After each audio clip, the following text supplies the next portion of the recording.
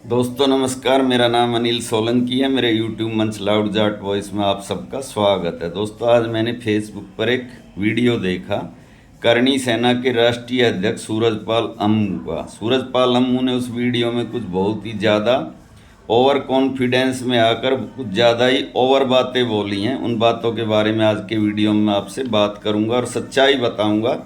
अगर मेरी बात झूठ हो तो आप कमेंट के माध्यम से बोल देना कि मैं झूठी बात बोल रहा हूँ। सबसे पहले उसने ये कहा है कि ब्राह्मण हमारे भाई हैं। ब्राह्मण जिसका नाम लेंगे हम उसके हलक में हाथ डालकर उसकी जीभ बाहर निकाल देंगे, क्योंकि ब्राह्मण को हम दादा कहते, वो हमारे पूजनीय हैं। एक बात ये कही है।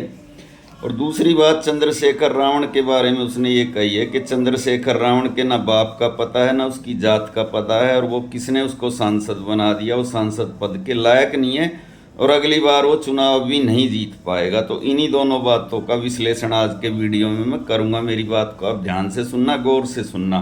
बहुत ही इंटरेस्टिंग बात आपको बताऊंगा। सबसे पहले जो राजपूत और ब्राह्मणों के बीच में प्यार का और मोहब्बत का रिश्ता है, कभी खट्टा हो जाता है कभी मीठा, उसकी बात कर लेते हैं।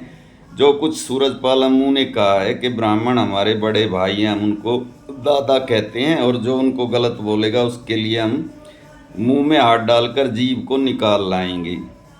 तो सबसे पहले मैं सूरजपाल अम्मू को ये जानकारी दे देता हूँ कि हमारे देश में एक राज्य है कश्मीर, और कश्मीर राज्य में 19 जनवरी 1990 को 1.5 लाख कश्मीरियों को, कश्मीरी ब्राह्मणों को कश्मीर छोड़ने के लिए मजबूर किया था। वहाँ के टेररिस्ट आतंकवादियों ने मस्जिदों से बाकायदा ये अनाउंस किया गया था कि कश्मीरी ब्राह्मण कश्मीर छोड़ के चले जाएं। ये बात है 1990 की 19 जनवरी की।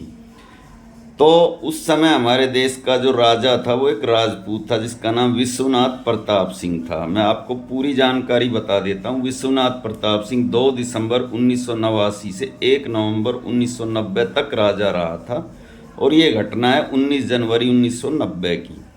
और विश्वनाथ प्रताप सिंह इस देश का 1 साल तक राजा रहा था। उसके हाथ में फौज थी, पुलिस थी, सब कुछ था, लेकिन उसने कुछ नहीं किया। कश्मीरी पंडितों को उनके हाल पर छोड़ दिया, और वो बेचारे आज 36 साल से मारे मारे फिर रहे हैं, पूरे देश में रिफ्यूजी की ज़िंदगी जी रहे हैं। उसके बाद में जब विश्वनाथ प्रताप सिंह हटता है, यानी एक राजपूत राजा हटता है, तो उसकी जगह दूसरा भी राजपूत ही राजा बनता है जिसका नाम था चंद्रशेखर, जो 10 नवंबर 1990 से 21 जून 1991 तक, यानी तकरीबन 8 महीने तक राजा रहता है। उसके राज में भी कश्मीरी पंडितों का पलायन नहीं रुकता है, लगातार जारी रहता है। लगातार उन पे हमले होते हैं, लगातार उनको धमकियां मिलती हैं, लगातार वो अपने घर बार छोड़कर देश के अलग अलग हिस्सों में शरणार्थी के तौर पे रहते हैं। उसके बाद में दोस्तों 8 महीने के बाद जब चंद्रशेखर हट जाता है तो राजा बनता है पीवी नरसिम्हा राव, जो 21 जून 1990 से 16 मई 1996 तक तकरीबन 5 साल तक इस देश का राजा रहता है, यानी प्रधानमंत्री रहता है। उसके राज में भी यह पलायन नहीं रुकता, और ऐसे तकरीबन ये 6-7 साल में 4-5 लाख कश्मीरी पंडित अपने ही देश में शरणार्थी बन जाते हैं। आज तक किसी भी करणी सेना ने, किसी भी राजपूत संगठन ने उनको वापस कश्मीर में बसाने के लिए कोई काम नहीं किया। हलक में हाथ डालकर जीभ निकालने की बात तो बहुत बड़ी है।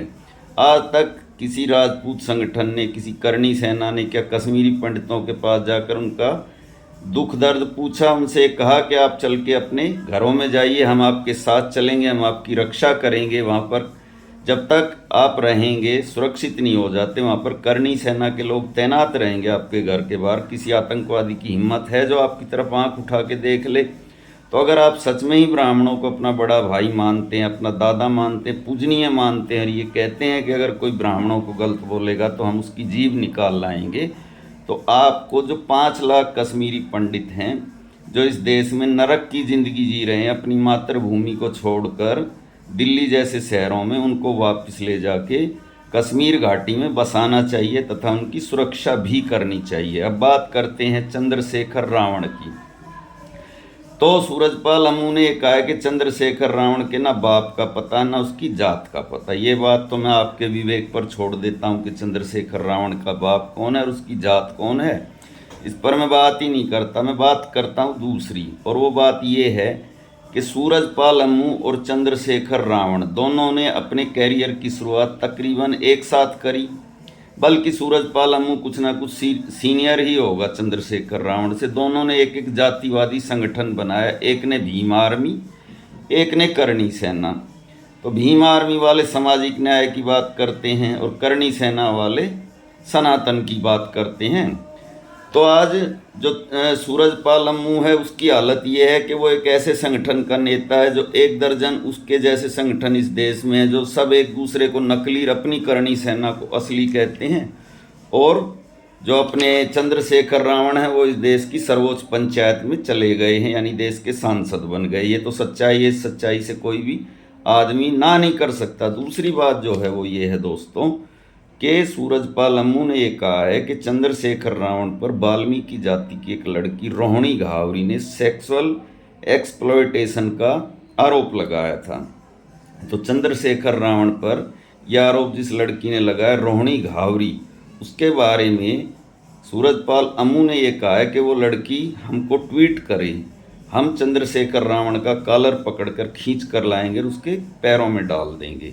हम बेगानी शादी में अब्दुल्ला दीवाना बनना नहीं चाहते। जब तक वो लड़की हमसे मदद नहीं मांगेगी तो हम उसकी मदद नहीं करेंगे, उसको हमसे मदद मांगनी चाहिए। तो मैं सूरजपाल अम्मू जी को एक बात बता देना चाहता हूँ कि आपको बेगानी शादी में अब्दुल्ला दीवाना बनने की कतई ज़रूरत नहीं है। आपको रोहिणी घावरी से पहले एक और लड़की है जो आप ही की जाति की है, राजपूत जाति की है, उसकी मदद करनी चाहिए। और वो लड़की कौन है ये मैं अभी आपको बता देता हूँ। दोस्तों 4 जून 2017 की बात है, एक 16 साल की नाबालिग लड़की से रेप होता है उन्नाव के अंदर। और रेप करने वाला कौन होता है?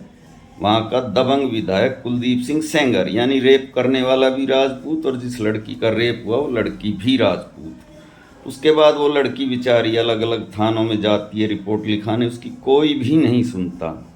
4 अप्रैल 2018 को होता ये है कि कुलदीप सिंह सेंगर का भाई अतुल सेंगर अपने गुंडों को लेकर उस लड़की के घर जाता है, उसके पिताजी की डंडों से पिटाई करता है। उसके बाद उसके पिताजी को मारते मारते थाने में ले जाते हैं, लॉकअप के अंदर उसकी पुलिस द्वारा पिटाई की जाती है।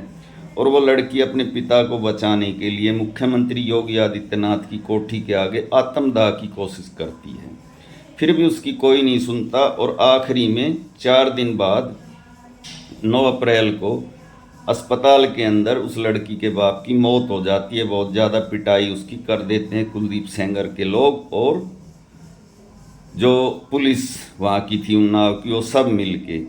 फिर 21 नवंबर को पीड़िता के चाचा को 18 साल पुराने एक मुकदमे में पकड़ के जेल भेज देती है उन्नाव की पुलिस। और बात यहीं तक नहीं रुकती दोस्तों। 28 जुलाई 2019 को जब पीड़िता न्याय के लिए दिल्ली आ रही थी तो उसकी गाड़ी को एक बिना नंबर प्लेट वाला ट्रक टक्कर मारता है, जिसमें उसका वकील बुरी तरह घायल हो जाता है। वो लड़की भी मरते मरते बचती है तथा उसकी 2 सगी मौसियों की मौत हो जाती है, यानी उसका रेप भी होता है और उसके पूरे परिवार को भी ख़त्म कर दिया जाता है। उसके बाद में दोस्तों बात यहीं तक नहीं थी। 23 दिसंबर 2025 को, यानी पिछले ही साल, कुलदीप सेंगर की सज़ा को भी सस्पेंड कर दिया जाता है तथा उसको जमानत भी दे दी जाती है।